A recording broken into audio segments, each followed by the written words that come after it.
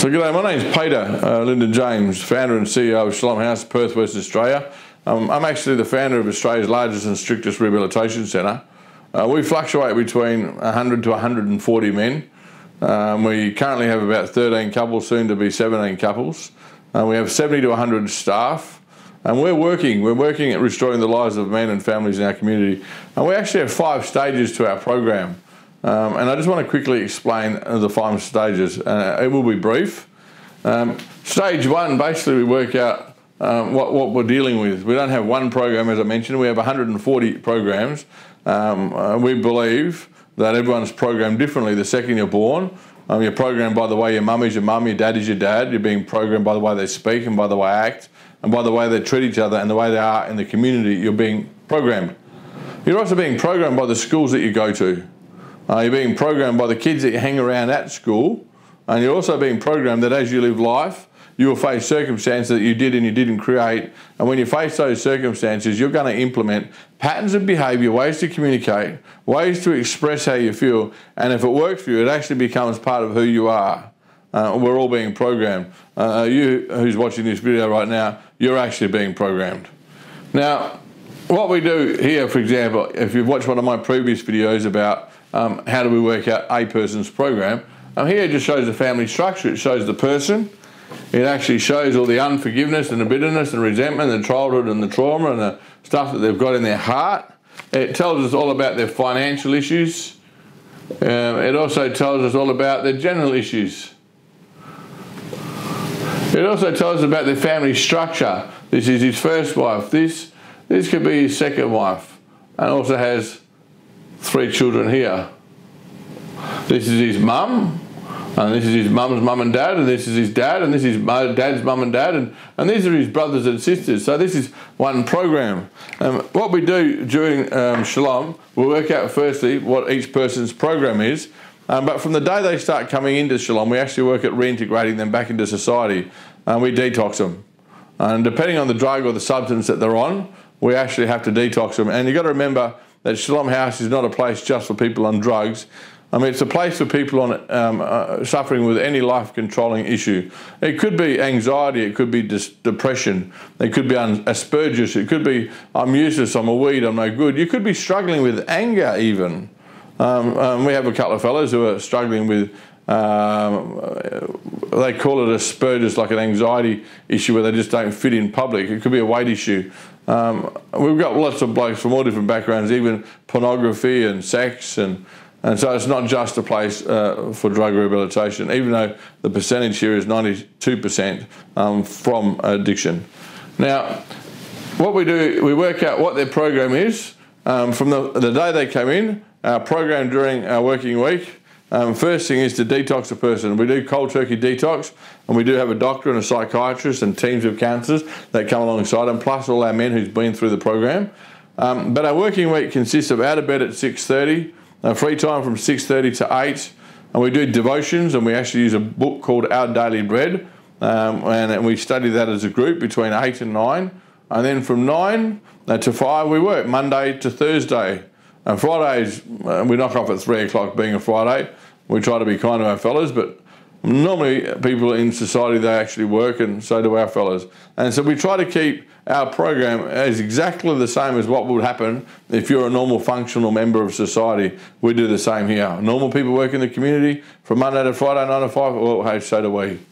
And so we all work Monday to Friday, 9 to 5. And during the course of the stage 1 program, we actually work out at the 2-month stage. Once you've been here 2 months, we've detoxed you off your drugs, we've established your daily routine, and we do our activities. I'll tell you how working weeks, so Monday to Friday we work, Saturdays we do an activity, Sunday nights we have family night, Sundays we go to church. That's basically our 7-day working week. Now, during this 3 months page, stage 1 generally takes between 1 and 3 months. At the 2-month stage, we get all our fellows to sit with the employer and ask them, what do you want to do with your life? Do you want to be a boilermaker, tiler, painter, carpenter, tree lopper? Depending on what that person wants to be, is depending on who we position them with. A lot of our fellows, they like to pick up a trade or an apprenticeship or do study. So at the 2-month stage, we found that out. At the 3-month stage, when they hit the 3 months, Generally, we'd move them up to stage 2. It depends. Have they actually learnt what it is we've taught them between the 1 and the 3 month stage? Have we dealt with some of these issues here? Have we actually got a full picture of what it is we're dealing with? And are they ready to actually reintegrate back into the community without supervision? Because reintegration starts basically at stage 1, but it's with supervision. And when we start heading out in the 2 month stage, it's actually without supervision. We actually put them with an employer that we've found through the interview at the 2 month stage, and we put them with that employer at the 3 month stage, and we give them an opportunity to put into practice what it is they've learnt. We interview all our employees. We don't just send them to any employer, and the employer actually complements the rules that we have in our house. They actually take an active part in their employment. They make sure that they don't team them up with somebody else who's using drugs. They make sure that they don't team up with someone else who's swearing and carrying on and getting blind drunk and all that sort of stuff. And they take an active part in their employment. Hey, how's your day? What are you doing with your life? How's your parents? And just really encourages our fellows. We've got 2 exceptional employers, and I really like to highlight them. And one is Access Hire. I mean, what Access Hire has done for our fellows, and not only our fellows, our organisation, is beyond belief. They've created a really great culture, Access Hire, and they've actually told all their staff that they want Shalom culture in the workplace. And they've changed the whole of the workplace to adapt to Shalom House's culture. And we really thank them for it. But we start our fellows when they move to the stage 2 part, roughly about the 3 month stage. And when they do that, or we do that, we actually give them 2 days a week paid work. And it's with that employer who's on the same page as the rehab. And 100% of the money that's earned at this part here, 100% of the money that's earned goes to the residents. And we use that residents' funds to actually get them out of debt. You see, all of our fellows through our program leave here 100% debt free. Every one of them. That's the plan. Now, we can tell whether they're putting into practice what we've taught them in the house, in the workplace, by our feedback from the employer. We can also tell if they've put what we've taught them into place by their attitude back in the house. If they haven't, we can pull them back a stage to stage 1. That goes to stage 3 and 4 and 5. If they don't put into practice and they're not actually consistently being the same of what we've taught them throughout the whole of the stages, we have the option to move them backwards and forwards. It's not about getting through the program, it's about changing your life, and it doesn't matter how long it takes. The shortest resident in our program, by the way, is 7 months. The longest resident, at the moment, we've got one here who's been here for more than 3 years, so we don't have the longest resident just yet. I think at the moment it's 2 years and 9 months, but we have one here who's been here longer and he's still here. But we increase it from 2 days to 3 and 3 days to 4 as they move through the program. And by the time they get to stage 3, they're working 4 days a week with an employer on the same page as the rehab. Again, 100% of the money goes to the individual, and they've actually bought themselves a car by then, out of their own money that they earn from the employer. They paid for it themselves. You see, Shalom's program is designed where it puts 100% responsibility in the arms or in the hands of the person who made the decision to get to where they are in the first place. I don't believe that the taxpayer should pay for a person's rehabilitation. They are where they are because of the decisions they have made. Yes, they have faced circumstances that they didn't create, but every one of us face circumstances that we do and we don't create, but we are the ones that determine the choice or the direction of our life by the choices that we make.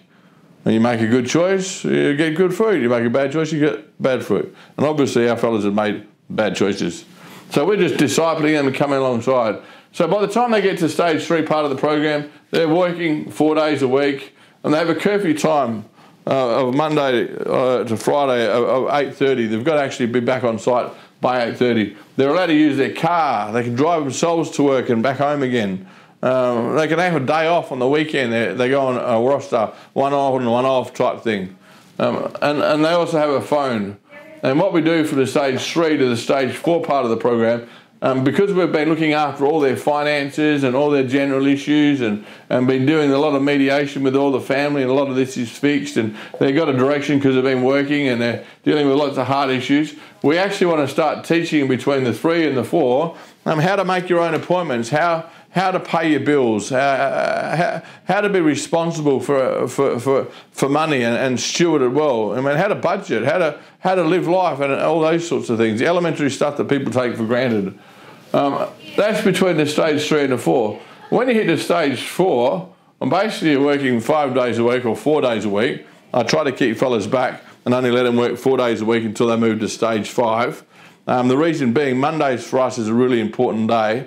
Every Monday we shut down the whole of our organisation. We shut down all of the offices, we shut down all of the work crews, we shut down all of the labour hire, we shut down everything. We come together as a group in an auditorium and we deal with all the issues that's in our organisation. We don't tolerate gossip, we don't tolerate unforgiveness, bitterness, resentment, lies, deceit. We don't tolerate anything that's just that sows division or that may have a negative effect on another person. So it's a day where we can actually clean all ourselves up, clean all the departments up, get rid of all the crap that actually hinders us moving forward. Stage 4, by then they should have that clued on. They should actually be able to handle their own finances. They should be able to make all their own appointments. They drive themselves to work. They're working 4 days a week. They're doing everything's okay. They're rostered on every second week instead of every week, and they don't have to go out to the Friday night activities. They're actually exempt from that, and the curfew time's increased to 10:30, and they're given more trust. Again, all of this is discipleship where we're slowly handing responsibility for their life back to the person. Shalom, originally when I started Shalom, I called it Shalom Discipleship House. Everyone said Shalom Rehab. No, it's a discipleship house. If you have a look at one of the other videos, why did I call it Shalom? You'll see why I called it Shalom, but I just disciple people. For 2 years, they kept calling it rehab, and I said, no, it's discipleship. But they said rehab. Well, if you can see by this, it's actually just discipleship. Well, you can call it rehab if you want, but I'd like to call it discipleship. The Shalom Discipleship House. But I got sick of explaining the word discipleship and rehab, so I waved my flag. Yes, it's a rehab. So we get them to stage 4. Again, they're working 4 days a week. They've got a curfew time at 10:30. They're rostered on every 2 weeks, and they've got a lot more freedom in life. And what we expect from the 3s and the 4s is to put back into the 1s and the 2s. And as the 1s see the 2s and the 3s and the 4s, they see the 3s driving their car and they see the 4s out at 10:30 at night and they see them having phones. The 1s want what the 2s have, or the 2s want what the 4s have. And it's got its own natural source of momentum. And having so many fellows, it's all of us helping each other. We expect the 3s and 4s to reach back and help the 1s and 2s. When you get to stage 5, basically you're 100% debt-free here. All your family is restored for those who will work with us. All your general issues are done. You're working full-time. You're working full-time for an employer on the same page as rehab, 5 days a week.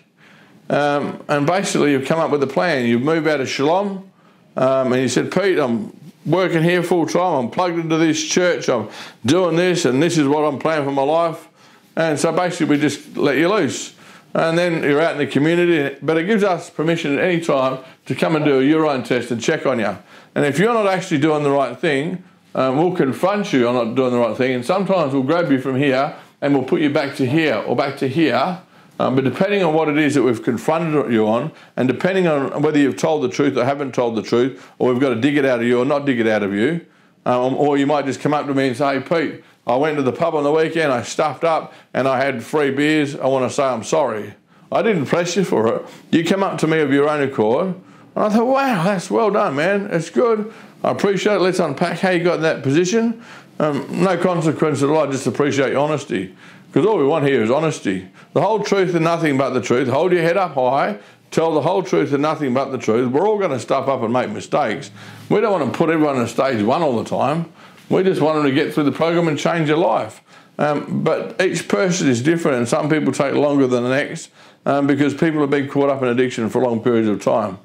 Some of those reasons are because families are enablers, but we won't go there today. So stage 5, basically they've got to ask to graduate. When they get to stage 5, they've moved out, they're living their own life. I have one fellow who's been on stage 5 now for nearly over a year. He still hasn't asked to graduate. But again, the person actually has to ask to graduate. And by then, he'd be 100% debt-free. All of that would happen. That's the Shalom program. Stages 1 to 5. 100% self-funded. Everybody's off Centrelink within 4 months. Doesn't cost the community anything. I believe that the government nowadays got it wrong. Here's a program. I've had people from all over the world come to here and say, hey, we're 20 years ahead of most rehabilitation centres. We're working at restoring not just the lives of men, but whole entire families in our community. And I personally don't reckon there's anything like it. And thanks for watching my videos.